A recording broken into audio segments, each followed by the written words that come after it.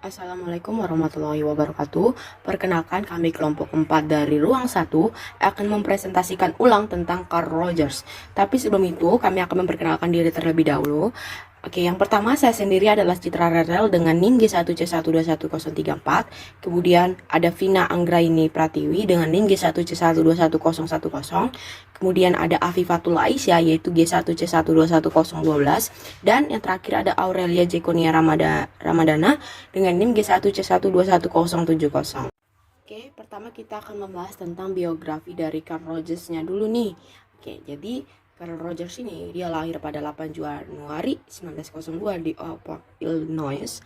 Kemudian ia meninggal 4 Februari 1987 di La Jolla, California. Nah, selama hidup Carl Rogers ini dengan teori-teorinya dia itu dikenal karena konseling yang berpusat pada klien, kemudian orang yang berfungsi penuh dengan aktualisasi diri. Nah, kita ngebahas tentang dia kenapa masuk psikologi itu karena Rogers ini menganggap psikologi sebagai cara untuk terus mempelajari banyak pertanyaan hidup tanpa harus menganut doktrin tertentu. Nah, karena hal itulah dia memutuskan untuk mendaftar di program psikologi klinis di Columbia dan menyelesaikan gelar doktornya pada tahun 1931. Nah, setelah menerima gelar PhD-nya ini, Rogers menghabiskan beberapa tahun bekerja di bidang akademis dan memegang posisi di Ohio State University, University of Chicago, and University of Wisconsin. Nah, selama waktu inilah si Rogers ini mengembangkan pendekatannya terhadap konseling yang awalnya disebut konseling non-direktif. Nah, yang dimana pendekatan ini yang melibatkan konselor yang bertindak sebagai fasilitator daripada direktur seksi konseling yang akhirnya dikenal sebagai konseling yang berpusat pada klien. Nah, ada beberapa tentang teori penting yang dikemukakan Carl Rogers. Nanti kita akan bahas di berikutnya. Tapi yang penting ada yang pertama nih, aktualisasi diri. Kemudian kedua, penghargaan positif tanpa syarat. Kemudian yang terakhir adalah pengembangan diri. Jadi berikutnya kita akan membahas tentang hakikat pribadi fenomenologis menurut Carl Rogers. Jadi pendekatan humanistik ini itu sangat menghargai individu sebagai suatu organisme yang potensial. Nah, Rogers ini mengemukakan 19 rumusan mengenai hakikat pribadi fenomenologis, yaitu yang pertama, organisme berada dalam dunia pengalaman yang terus-menerus berubah, yang dimana dia menjadi titik pusatnya. Nah, pengalaman itu adalah segala sesuatu yang berlangsung di dalam diri individu pada saat tertentu melalui proses psikologik, kesan-kesan sensorik, dan aktivitas-aktivitas motorik. Nah, hanya sebagian kecil dari dunia pengalaman yang disadari, yakni pengalaman yang disimbolkan atau dalam bentuk image dan verbal. Nah, sisanya itu bersifat pengalaman prasadar atau preconscious yang siap disadari kalau dikehendaki. Nah, medan fenomenal ini bersifat private atau yang hanya yang dapat dikenal isi sesungguhnya dan selengkapnya oleh diri sendiri. Nah, karena itu sumber terbaik untuk memahami seseorang adalah orang itu sendiri. Nah, inilah konsep laporan diri dari terapi berpusat klien. Kemudian yang kedua yaitu organisme menanggapi dunia sesuai dengan persepsinya. Nah, realitas sebatas persepsi ini disebut realitas subjektif yang mungkin berbeda dengan fakta yang sebenarnya. Pemicu yang menggerakkan tingkah laku bukan stimulus, tetapi persepsi subjektif atau realitas subjektif orang mengenai stimulus itu. Kemudian yang ketiga ada organisme mempunyai kecenderungan pokok, yakni keinginan untuk mengaktualisasikan, memelihara, meningkatkan diri, dan pada mulanya aktualisasi diri ini mengikuti garis hereditas, namun kemudian mengalami diferensiasi sehingga pada orang dewasa aktualisasi menjadi bersifat otonom dan sosial. Kemudian yang keempat, organisme mereaksi medan fenomena secara total dan berarah tujuan. Kemudian yang kelima, pada dasarnya tingkah laku merupakan usaha yang berarah tujuan, yaitu untuk memuaskan kebutuhan-kebutuhan mengaktualisasikan, mempertahankan, memperluas diri dalam medan fenomenanya. Kemudian yang keenam, ada emosi akan menyertai tingkah laku yang berarah tujuan, sehingga intensitas atau kekuatan emosi itu tergantung kepada pengamatan subjektif seberapa penting tingkah laku itu dalam usaha aktualisasi, memelihara, dan mengembangkan diri. Kemudian yang ketujuh, Jalan terbaik untuk memahami tingkah laku seseorang adalah dengan memakai kerangka pandangan orang itu sendiri, yakni persepsi, sikap, dan perasaan yang dinyatakan dalam suasana yang bebas atau suasana terapi berpusat klien. Nah, teknik laporan suasana yang bebas atau suasana terapi ini. Teknik laporan diri cukup baik walaupun tetap tidak dapat memberi gambaran lengkap mengenai individu. Teknik laporan diri itu jauh lebih baik daripada teknik asesmen memakai tes psikologi, angket, observasi, yang semuanya termasuk kerangka eksternal. Kemudian yang kedelapan yaitu sebagian dari medan fenomenal secara berangsur mengalami diferensiasi sebagai proses terbentuknya self atau diri. Nah, diri atau self ini adalah kesadaran akan keberadaan dan fungsi diri yang diperoleh melalui pengalaman di mana diri terlibat di dalamnya sebagai objek atau subjek. Kemudian yang kesembilan, struktur self atau diri terbentuk sebagai hasil interaksi organisme dengan medan fenomenal, terutama interaksi evaluatif dengan orang lain. Nah, struktur diri ini adalah suatu pola pengamatan yang bersifat utuh, teratur, mudah bergerak, dan konsisten, dan nilai-nilai lingkungan. Dari pengalamannya, anak belajar bahwa dirinya adalah salah satu objek yang berbeda dengan objek yang lain dalam lingkungan. Nah, selanjutnya itu pengalaman yang sesuai dengan dirinya akan dinilai positif dan dimasukkan sebagai bagian dari dirinya. Nah, sebaliknya kalau pengalaman yang dinilai negatif ditempatkan di lingkungan atau di luar dirinya. Nah, proses penilaian ini akan terus berlanjut menyusun struktur self dan mempertegas hubungannya dengan lingkungan. Nah, nilai-nilai yang dipergunakan itu tidak lagi terbatas pada gambaran diri yang telah dimiliki, tetapi kemudian juga memasukkan introjection atau assimilation nilai-nilai orang lain, misalnya dari orang tua kayak gitu. Kemudian yang ke-10 adalah apabila terjadi konflik antara nilai-nilai yang sudah dimiliki dengan nilai-nilai baru yang akan diintrojeksi, organisme akan meredakan konflik itu dengan yang pertama itu adalah merevisi gambaran dirinya serta mengaburkan nilai-nilai yang semula ada di dalam dirinya atau dengan mendistorsi nilai-nilai baru yang akan diintrojeksi atau asimilasi. Kemudian ke-11 adalah pengalaman yang terjadi dalam kehidupan seseorang akan diproses oleh kesadaran dengan tingkatan-tingkatan yang berbeda. Kayak yang pertama nih, disimpulkan atau symbolized, di mana dia mati dan disusun dalam hubungannya dengan self. Kemudian dikaburkan, yaitu tidak ada hubungan dengan struktur self.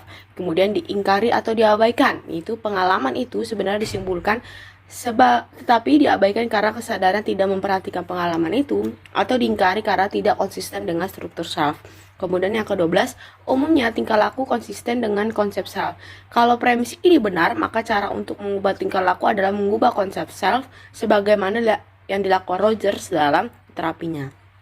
Kemudian yang ke-13, tingkah laku yang didorong oleh kebutuhan organis yang tidak dilambangkan bisa tidak konsisten dengan self. Tingkah laku semacam itu biasanya dilakukan untuk memelihara gambaran diri dan tidak diakui sebagai milik atau bagian dari dirinya. Kemudian yang ke-14 yaitu salah sesuai psikologis akibat adanya tension terjadi apabila organisme menolak menyadari pengalaman sensorik yang tidak dapat disimpulkan dan disusun dalam kesatuan struktur self-nya. Kemudian yang ke-15 adalah penyesuaian psikologis terjadi apabila organisme dapat menampung atau mengatur semua pengalaman sensorik sedemikian rupa dalam hubungan yang harmonis dalam konsep dirinya. Kemudian yang ke-16, setiap pengalaman yang tidak sesuai dengan struktur self akan diamati sebagai ancaman. Nah, semakin kuat atau rigid struktur self-nya, semakin banyak pengalaman yang dianggap ancaman karena tidak sesuai dengan dirinya. Sehingga semakin kuat pula sikap mempertahankan diri dari ancaman. Nah, diri atau self ini kemudian menciptakan pertahanan diri dengan menolak pengalaman masuk ke kesadaran dia. Nah, semakin sering ini dipakai, self menjadi tidak salah sesuai, yaitu kehilangan hubungan dengan pengalaman nyata. Pertentangan antara self dengan realitas semakin meningkatkan ketegangan psikologis yang menimbulkan salah sesuai. Nah, dalam kondisi tertentu, khususnya dalam kondisi bebas dan dari ancaman terhadap struktur self, atau suasana terapi berpusat klien ini, pengalaman yang tidak konsisten dengan self dapat diamati dan diuji atau untuk dicari konsistensinya dengan self, dan struktur self direvisi untuk dapat mengasimilasi pengalaman-pengalaman itu. Kemudian yang ke-18 yaitu apabila organisme mengamati dan menerima semua pengalaman sensornya ke dalam sistem yang integral dan konsisten, maka dia akan lebih mengerti dan menerima orang lain sebagai individu yang berbeda. Nah, orang yang defensif dan mengingkari perasaan sendiri cenderung iri dan kebenci kepada orang lain yang akan merusak hubungan sosialnya. Kemudian yang terakhir yang ke-19 yaitu semakin banyak individu mengamati dan menerima pengalaman sensorik ke dalam struktur self-nya, kemudian terjadinya introspeksi atau revisi nilai-nilai itu semakin besar. Nah, ini berarti terjadi proses penilaian yang berlanjut terus-menerus terhadap sistem struktur diri atau self. Struktur nilai yang membuat hubungan dengan lingkungan secara tetap kaku tidak efektif. Nah, sebaliknya struktur yang fleksibel akan mempermudah adjustment, di mana evaluasi dan perubahan nilai ini tidak akan menimbulkan anarki sosial karena didasarkan pada kebutuhan yang sama, yakni kebutuhan untuk diterima dan diakui oleh orang lain. Nah, kemudian kita akan membahas tentang struktur kepribadian. Sebenarnya, sejak awal ini, Rogers itu hanya mengurusi cara bagaimana kepribadian seseorang itu berubah dan berkembang. Nah, Rogers ini nggak pernah menekankan suatu aspek yang struktur tentang kepribadian seseorang. Namun kalau diamati dari 19 hakikat fenomenologis yang dikembangkan oleh Carl Rogers, maka bisa diperoleh 3 konstruk yang menjadi dasar penting dalam teorinya. Yang pertama ada organisme, medan fenomena, dan self. Nah, di sini saya akan membahas tentang organisme terlebih dahulu di sini. Jadi pengertian organisme ini mencakup 3 hal nih. Ada yang pertama makhluk hidup, yang kedua realitas subjektif, yang ketiga holisme. Nah, pengertian organisme yang mencakup makhluk hidup yaitu organisme adalah makhluk lengkap dengan fungsi fisik dan psikologiknya. Nah, organisme adalah tempat semua pengalaman, segala sesuatu yang secara potensial terdapat dalam kesadaran setiap saat, yakni persepsi seseorang mengenai event yang terjadi di dalam diri dan dunia eksternalnya. Kemudian kalau realitas subjektif, yaitu organisme menanggapi dunia seperti yang diamati atau dialaminya. Realita adalah medan persepsi yang bersifat subjektif, bukan fakta benar atau salah. Nah, realitas subjektif ini semacam itulah yang menentukan atau membentuk suatu tingkah laku. Kemudian holisme, nah pengertiannya itu adalah organisme adalah satu kesatuan sistem, sehingga perubahan pada satu bagian akan mempengaruhi bagian lain. Setiap perubahan memiliki makna pribadi dan bertujuan, yakni tujuan mengaktualisasi, mempertahankan, dan mengembangkan diri. Medan fenomena. Medan fenomena adalah keseluruhan pengalaman, baik yang internal maupun eksternal, disadari maupun tidak disadari. Jadi medan fenomena adalah seluruh pengalaman pribadi seseorang sepanjang hidupnya di dunia, sebagaimana persepsi subjektifnya. Ada beberapa deskripsi yang menjelaskan pengertian medan fenomena. Pertama itu meliputi pengalaman internal, persepsi mengenai diri sendiri, dan pengalaman eksternal, persepsi mengenai dunia luar. Yang kedua meliputi pengalaman yang disimbolkan, diamati dan disusun dalam kaitannya dengan diri sendiri. Lalu ada disimbolkan tapi dikaburkan, karena tidak konsisten dengan struktur dirinya. Terus ada tidak disimbolkan atau diabaikan, karena diamati tidak mempunyai hubungan dengan struktur diri. Pengalaman yang disimbolkan disadari, sedangkan yang disimbolkan tapi dikaburkan dan tidak disimbolkan itu tidak disadari. Yang ketiga, semua persepsi bersifat subjektif, benar bagi dirinya sendiri. Keempat, medan fenomena seseorang tidak dapat diketahui oleh orang lain kecuali melalui inferensi empatik. Itu pun pengetahuan yang diperoleh tidak bakal sempurna. Selanjutnya, self. Konsep pokok dari teori kepribadian Rogers adalah self, sehingga dapat dikatakan self merupakan satu-satunya struktur kepribadian yang sebenarnya. Di bawah ini ada beberapa penjelasan mengenai self. Yang pertama itu, self terbentuk melalui diferensiasi medan fenomena. Kedua, self juga terbentuk melalui introyeksi nilai-nilai orang tertentu, significant person seperti orang tua, dan dari distorsi pengalaman. Yang ketiga, self bersifat integral dan konsisten. Yang keempat, pengalaman yang tidak sesuai dengan struktur self dianggap sebagai ancaman. Dan yang kelima, self dapat berubah sebagai akibat kematangan biologik dan belajar. Konsep self menggambarkan konsepsi orang mengenai dirinya sendiri, ciri-ciri yang dianggapnya menjadi bagian dari dirinya. Misalnya, orang mungkin memandang dirinya sebagai saya cemas, menyenangkan, jujur, baik hati, dan menarik. Konsep self juga menggambarkan pandangan diri dalam kaitannya dengan berbagai perannya dalam kehidupan dan dalam kaitannya dengan hubungan interpersonal. Jadi konsep self itu mungkin kumpulan dari perangkat-perangkat persepsi yang menggambarkan berbagai peran, misalnya diri sebagai ayah, suami, siswa, pekerja, vendor, atlet, musisi, dan artis sekaligus.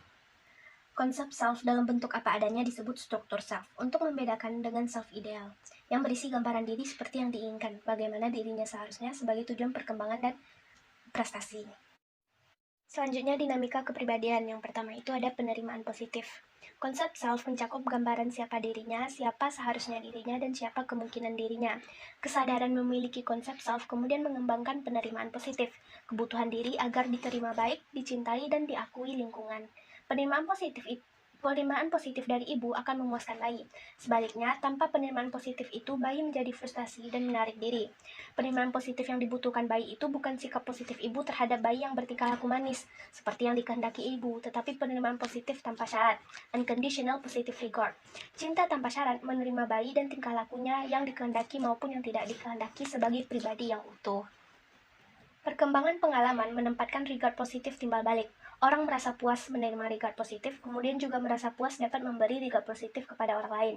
Ketika regard positif itu diinternalisasi, orang dapat memperoleh kepuasan dari menerima dirinya sendiri atau menerima diri positif. Positive self-regard. Selanjutnya ada konsistensi dan saling sesuai self. Self-consistency dan congruence. Menurut Rogers, organisme berfungsi untuk memelihara konsistensi, keadaan tanpa konflik dari persepsi diri, dan kongruen saling sesuai antara persepsi self dengan pengalaman. Organisme tidak berusaha mencari kepuasan dan menghindari sakit, tetapi berusaha memelihara struktur self yang dimilikinya. Individu mengorganisir nilai-nilai dan fungsi-fungsi dirinya untuk memelihara sistem self-nya. Individu hanya benar menurut dirinya sendiri, bertingkah laku konsisten dengan konsep self-nya. Apabila ada diskrepansi antara struktur self dengan pengalaman aktual, orang akan merasa inkongruen. Misalnya, orang yang memandang dirinya cerdas mengalami event diri kelihatan bodoh. Aktualisasi atau self-actualization. Rogers memandang organisme terus-menerus bergerak untuk maju. Freud juga memandang organisme sebagai sistem energi dan mengembangkan teori sebagaimana energi psikik ditimbulkan, ditransfer, dan disimpan. Tujuan tingkah laku bukan untuk mereduksi tegangan energi, tetapi untuk mencapai aktualisasi diri. Organisme sendiri memiliki suatu kekuatan motivasi, dorongan aktualisasi diri atau self-actualizing drive, dan satu tujuan hidup menjadi aktualisasi diri. Ada banyaknya kebutuhan, tetapi semuanya tunduk untuk melayani kecenderungan dasar organisme untuk aktualisasi, yaitu kebutuhan pemeliharaan atau maintenance dan peningkatan diri atau enhancement. Lalu dua kebutuhan lain yang terpenting adalah kebutuhan penerimaan positif dari orang lain atau positive regard of others dan penerimaan positif dari diri sendiri atau self-guard. Kedua kebutuhan ini dipelajari pada saat masa bayi dan ketika bayi dicintai dan dirawat dan menerima regard positif dari orang lain. Pemeliharaan atau maintenance yaitu kebutuhan yang timbul dalam rangka memuaskan kebutuhan dasar seperti makanan, udara, dan keamanan serta kecenderungan untuk menolak perubahan dan mempertahankan keadaan yang sekarang saat ini. Pemeliharaan ini bersifat konservatif dalam bentuk keinginan untuk mempertahankan konsep diri yang dirasa nyaman. Orang melawan ide baru, mengaburkan pengalaman yang tidak sesuai dengan self, karena takut dengan perkembangan dan perubahan akan menimbulkan bahaya yang menyakitkan. Lalu di sini ada peningkatan diri atau enhancement.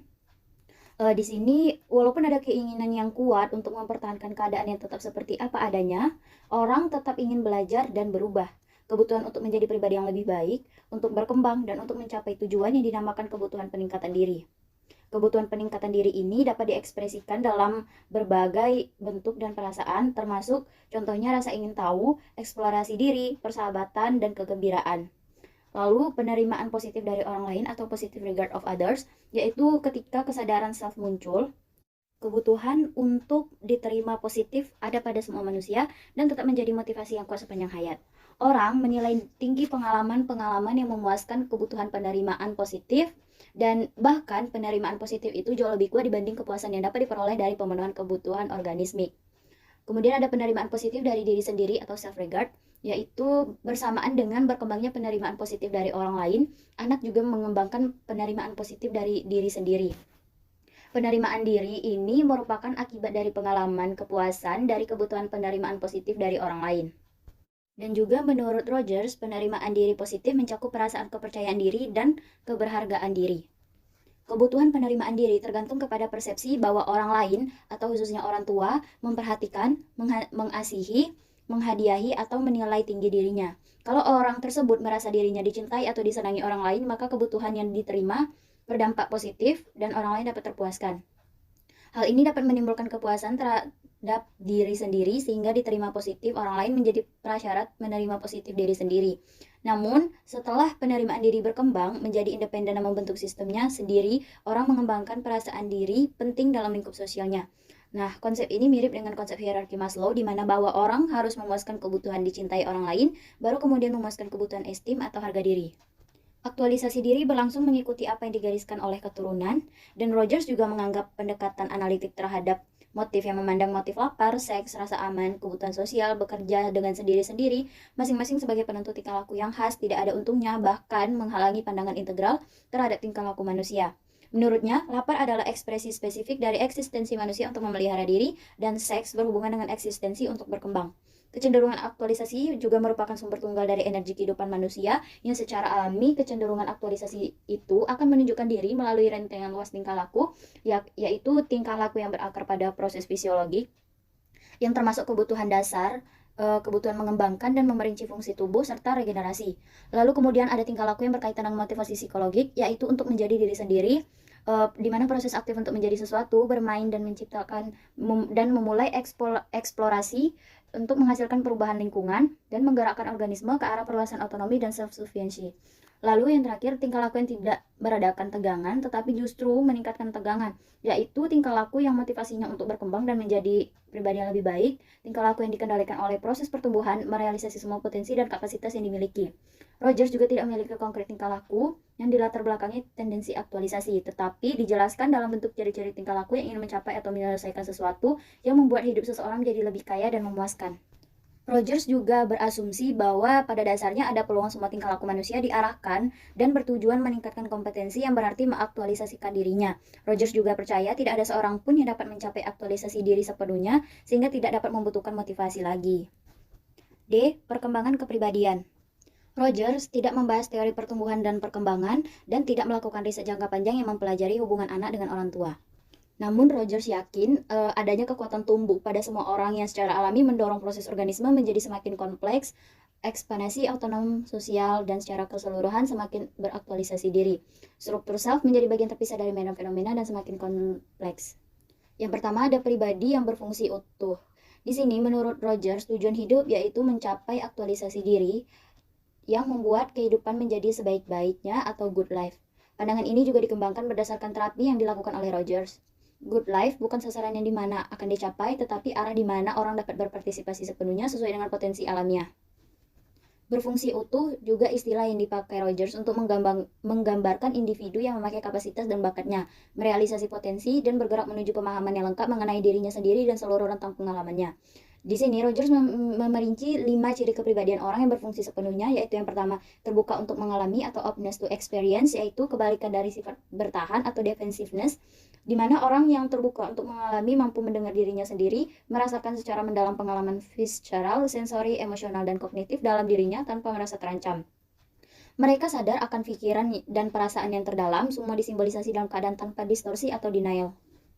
Yang kedua ada hidup menjadi atau existential living, yaitu kecenderungan untuk hidup sepenuhnya dan seberisi mungkin pada setiap eksistensi, di mana setiap pengalaman dipandang baru dan unik berbeda dengan yang pernah dialami sebelumnya, berkembang tanpa diawali prasangka dari harapan sebelumnya.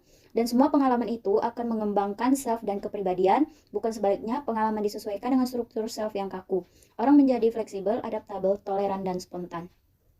Ketiga, keyakinan organismik atau organismic trusting, yaitu orang mengambil keputusan berdasarkan pengalaman organismiknya sendiri, mengerjakan apa yang dirasakannya benar sebagai bukti kompetensi dan keyakinannya untuk mengarahkan tingkah laku yang memuaskan. Orang juga mampu memakai perasaannya yang terdalam sebagai sumber utama untuk membuat keputusan. Yang keempat yaitu pengalaman kebebasan atau experiential freedom, yaitu pengalaman hidup bebas dengan cara yang diinginkan atau dipilih sendiri tanpa perasaan tertekan ataupun terhambat. Organisme mempunyai pilihan bebas, apa yang terjadi pada organisme itu tergantung pada dirinya sendiri. Rogers juga mengakui pengaruh keturunan, kekuatan sosial, dan pengalaman masa lalu terhadap pilihan organisme. Lalu yang terakhir ada kreativitas, yaitu kemasakan psikologik yang optimal, dan orang yang dengan good life berkemungkinan besar untuk memunculkan produk kreatif dan hidup kreatif. 2. Perkembangan psikopatologi. Ya, di sini menurut Rogers, orang maladjustment sepertinya tidak akan sadar dengan perasaan yang mereka ekspresikan atau yang ditangkap jelas oleh orang luar. Mereka juga tidak sadar dengan pernyataan yang bertentangan dengan self-nya dan berusaha menolak ekspresi yang dapat mengungkapkan hal itu. Hubungan akrab yang dipandang sebagai ancaman dan keterlibatan dengan orang lain dihindari. Sebaliknya, orang sehat menyadari pengalaman dan ekspresi perasaannya, bertanggung jawab dengan perasaan yang dimilikinya, dan berani bergaul akrab dengan segala resikonya. A. Tak saling sesuai atau incongruence. Di sini orang secara psikologik dapat secara sehat maupun secara berkala tetap dihadapkan dengan pengalaman yang mengancam konsep dirinya yang memaksakan diri untuk mendistorsi atau mengingkari pengalaman. Jadi, misalnya siapapun memiliki pertahanan untuk menangani kecemasan ringan dan cara bertingkah laku yang dapat mengurangi kecemasan itu. Ketika pengalaman sangat tidak konsisten dengan struktur self atau pengalaman yang inkongruen yang sering timbul, tingkat kecemasan yang terjadi dapat merusak rutinitas dan orang menjadi neurotik. Orang ini sebagian pertahanannya menjadi efektif dalam menjaga pengalaman mengancam agar tidak masuk ke dalam kesadaran. Struktur self masih tetap utuh walaupun lemah. Kecemasan dan ancaman. Jika vulnerabilitas muncul akibat dari orang yang tidak menyadari ketidaksesuaian dalam diri self-nya, kecemasan dan ancaman muncul akibat dari orang yang tidak sadar dengan ketidaksesuaian itu. Orang menyadari bahwa perbedaan antara pengalaman organismik dengan konsep diri yang tidak muncul ke dalam kesadaran telah membuat merasakan kecemasan. Rogers juga mendefinisi kecemasan sebagai keadaan ketidaknyamanan atau ketegangan yang tidak diketahui sebabnya. Di sini, ketika orang semakin menyadari ketidakkongruensi antara pengalaman dengan persepsi dirinya, kecemasan berubah menjadi ancaman terhadap konsep diri yang kongruen dan terjadi pergeseran menjadi sikap diri yang tak kongruen. Pada tingkat tertentu, kecemasan dan ancaman dibutuhkan untuk mengembangkan diri memperoleh jiwa yang sehat. C. Tingkah laku bertahan atau defensiveness, yaitu tingkah laku bertahan yang dipakai untuk menangani inkongruen, dapat efektif ataupun tidak efektif. Rogers mengklasifikasi dua tingkah laku bertahan, yakni distorsi dan denial. Distorsi yaitu pengalaman interpretasi secara salah dalam rangka menyesuaikan dengan aspek yang ada di dalam konsep self. Orang dapat mempersepsi pengalaman secara sadar tetapi gagal menangkap makna pengalaman seperti yang sebenarnya. Distorsi juga dapat menimbulkan semacam defense dan tingkah laku salah sesuai. Denial yaitu orang menolak menyadari suatu pengalaman atau tidak menghalangi beberapa bagian dari pengalaman untuk disimbolisasi. Pengingkaran dilakukan terhadap pengalaman yang tidak kongruen dengan konsep diri sehingga orang terbebas dari ancaman ketidakkongruenan diri. D. Disorganisasi. Disorganisasi kepribadian juga dapat terjadi mendadak atau berangsur-angsur, namun sumbernya tetap sama, yakni defense yang tidak dapat dioperasikan dan struktur self yang pecah. Tingkah laku disorganisasi yaitu akibat dari ketidakkongruensi antara self dengan pengalaman. Besarnya perbedaan antara self dengan pengalaman ini yang menentukan parahnya salah sesuai psikologik. Disorganisasi kepribadian dapat disembuhkan atau dikoreksi dengan terapi yang memberinya penerimaan positif tanpa syarat. Aplikasi. Yang pertama, teknik riset. Rogers menjadi pelopor riset ilmiah dalam konseling dan psikoterapi. Pendekatan yang dipakainya antara lain konteks analisis, skala rating, dan key teknik quiz. Yang kedua, psikoterapi. Rogers menamakan teknik terapinya yaitu terapi berpusat pada klien. Terapi ini dikemukakan dalam paparan yang sederhana, namun dalam praktek sulit diaplikasikan. Yang ketiga, kondisi. Menurut Rogers, agar proses terapeutik dapat berlangsung dibutuhkan, maka ada 3 kondisi yang harus ada dalam bentuk yang memenuhi syarat. Yang pertama, klien yang mengalami kecemasan atau kerentanan memiliki motivasi mendatangi terapis untuk mencari bantuan. Yang kedua, terapis dapat menunjukkan kepada klien bahwa konsep dirinya kongruen, menerima positif klien tanpa syarat, dan bersifat empatik. Yang terakhir, kontak antara klien dengan terapis dalam suasana kongruen, penerimaan positif tanpa syarat, dan empatif itu berlangsung dalam waktu yang panjang. Yang keempat, proses. Proses perbaikan kepribadian dapat diletakkan dalam suatu kontinum, yang sangat defensif menjadi sangat integratif, yang dibagi menjadi 7 tahapan. Yang pertama, klien tidak mau berkomunikasi terhadap dirinya. Yang kedua, sikap kakunya berkurang. Mereka membahas kejadian eksternal dan orang lain, tetapi masih belum menyadari perasaan-perasaannya sendiri. Yang ketiga, klien semakin bebas membicarakan dirinya sendiri, masih sebagai objek. Seperti ia berkata, saya telah melakukan apa yang saya bisa, tetapi apa yang saya lakukan selalu salah. Yang keempat, klien mau berbicara tentang perasaannya secara mendalam, tetapi bukan perasaannya yang sekarang. Seperti, saya merasa hancur ketika guru saya menghukum karena saya mencontek. Yang kelima, klien mulai mengalami perubahan dan pertumbuhan yang penting. Mereka dapat mengekspresikan perasaannya saat itu, walaupun simbolisasi perasaan itu belum tentu tepat. Yang keenam, ditandai dengan pertumbuhan yang dramatis. Klien bergerak mantap mendekati fungsi yang utuh atau aktualisasi diri. Kesadaran menerima masukan secara bebas, pengalaman yang sebelumnya diingkari atau dikaburkan. Yang ketujuh, terjadi di luar suasana terapeutik. Klien mencapai fungsi seutuhnya. Mereka mampu mengeneralisasi pengalaman terapinya di dunia nyata. Mereka menjadi kongruen, menerima diri positif tanpa syarat, dan mampu mencintai dan bersifat empatik kepada orang lain. Kemudian, hasil. Jika proses perubahan terapeutik bisa berlangsung, hasil-hasil yang dapat diamati bisa diharapkan.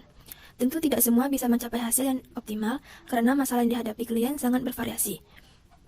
Rogers mengemukakan terapi yang berhasil akan menggerakkan klien untuk berubah menjadi semakin kongruen, semakin kurang defensif, menjadi semakin terbuka untuk mengalami hal baru, semakin realistis dalam memandang dunia, mengembangkan penerimaan diri positif, mengurangi jarak antara self ideal dan self nyata, semakin tidak rentan dengan ancaman, semakin hilang kecemasannya, berusaha memiliki pengalamannya sendiri, menjadi semakin bisa menerima orang lain, dan menjadi semakin kongruen dalam berhubungan dengan orang lain. Evaluasi. Pendekatan terapi berpusat dari Rogers sangat populer di kalangan psikolog dan konselor pendidikan, konselor bimbingan, serta pekerja sosial. Pusat dari teori Rogers adalah dorongan untuk berkembang dan aktualisasi diri. Namun, ternyata Rogers lupa tidak menjelaskan potensi bawaan yang mendukung dorongan-dorongan itu. Terapis yang mempunyai latar belakang profesional yang cukup semestinya menunjukkan kepada klien bahwa dirinya adalah orang yang profesional, yang memiliki kemampuan untuk membantu klien.